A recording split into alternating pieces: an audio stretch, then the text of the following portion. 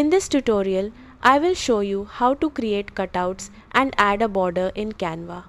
First, open Canva and go to your design or create a new one. Go to the Elements tab and search for cutouts. Choose a cutout image and drag it onto your canvas. Click on the cutout and resize or position it the way you want.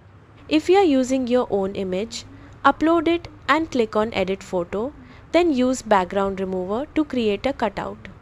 Now click on the cutout image to select it. Go to Edit Photo in the top toolbar. Scroll and find the shadow option, then click on Glow. Once applied, adjust the settings. Set the blur to 0 to make the border sharp. Increase the size to control the thickness of the border. Now change the color to white or any color you like. Your cutout will now have a clean border effect. You can repeat this for multiple images and adjust the background color to make them stand out more. Once you're done, your design is ready.